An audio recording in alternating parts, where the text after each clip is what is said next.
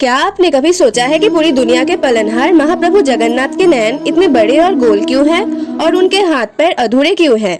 तो चलिए इस सुकून और भक्ति के सफर को शुरू करते हैं।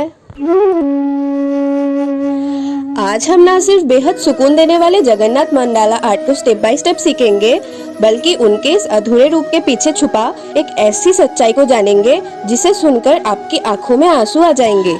मंडाला आर्ट में जब हम ये सर्कल्स बनाते हैं ना, तो ये हमारी भटकी हुई एनर्जी को एक जगह लाकर शांत करता है।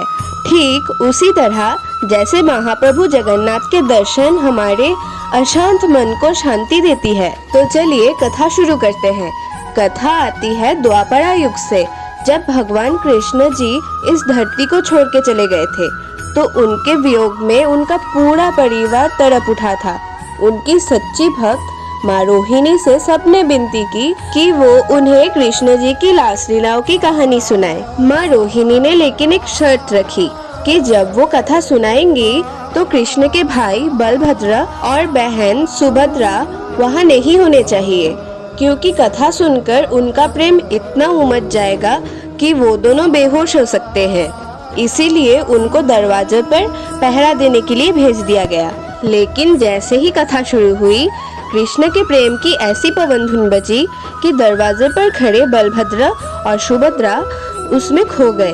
तभी स्वयं कृष्ण भी वहां आ गए और तीनों खड़े होकर दरवाजे पर कथा सुन रहे होते हैं। कथा में डूबे डूबे उन तीनों का प्रेम इतना गहरा होते गया कि उनका शरीर पिघलने लगा। उनकी आंखें आंसू से भीग गई और उन बड़ी गोल गोल आंखें बन गई और उनके हाथ पैर अंदर समाने लग गए। ये प्रेम की वो दशा थी जिसे देख के स्वयं देवऋषि नारद ने भी प्रार्थना की कि हे प्रभु, आपका ये अद्भुत प्रेम से पिघला हुआ रूप सृष्टि हमेशा याद रखे। और वही रूप आज हम जगन्नाथपुरी में देखते हैं।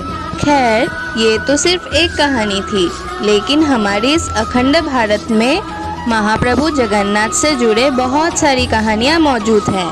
खैर, रोहिणी माँ की कथा से प्रकट हुआ ये अधूरा रूप तो भगवान के प्रेम की भावना थी, लेकिन धरती पर महाप्रभु का ये रूप लकड़ियों की मूर्त में कैसे स्थापित हो गई, इसके पीछे जुड़ी है और एक महान कथा।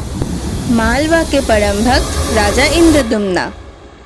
राजा इंद्रद्युम्न को सपने में भगवान विष्णु ने दर्शन दिए और कहा कि पुरी के समुद्र किनारे उन्हें एक दिव्य लकड़ी बहती हुई मिलेगी, जिससे उनकी मूर्ति का निर्माण होगा। राजा को लकड़ी तो मिल गई, लेकिन पूरे राज्य में कोई भी उस दिव्य लकड़ी को काट या फिर तराश नहीं पा रहा था। तब स्वयं देव शिल्पी विश्वकर्मा जी एक बूढ़े कारीगर का रूप धारण करके आए। विश्वकर्मा जी ने राजा के सामने एक बहुत कठिन शर्त रखी। उन्होंने कहा, मैं मूर्ति बनाऊंगा, लेकिन 21 दिन तक मंदिर का दरवाजा बंद रहेगा। अगर किसी ने भी दरवाजा पहले खोला तो मैं काम वही छोड़कर हमेशा के लिए चला जाऊंगा। राजा ने शर्त मान ली और बंद दरवाजे के पीछे चिन्नी और हथौड़ी की आवाज आने लगी। धीरे धीरे दिन बीतते गए। 24वें दिन के बाद अचानक अंदर से आने वाली आवाजें बिल्कुल बंद हो गई। महारानी गुंदीजा घबरा गई और उन्हें लगा कि बूढ़े कारीगर के साथ कोई अनहादसा हो गया है। रानी के कहने पर राजा ने भी शर्त तोड़ दी और मंदिर के दरवाजे खोल दिए। लेकिन अंदर का दृश्य देखकर उनके तो होश ही उड़ गए। अंदर कोई कारीगर नहीं था, वहाँ सिर्फ भगवान जगन्नाथ, बलभद्र और सुभद्रा जी की अधूरी मूर्तियाँ थी, बिना हाथ पैर के और बड़ी बड़ी गोल आंखों वाली। राजा अपनी भूल पर रोने लगे। तब आकाशवाणी हुई कि हे राजन, दुखी मत हो, ये मेरी स्वयं का ही इच्छा रूप था। मैं इसी अधूरे रूप में ही ब्रह्मांड को अपना आशीर्वाद देना चाहूँगा।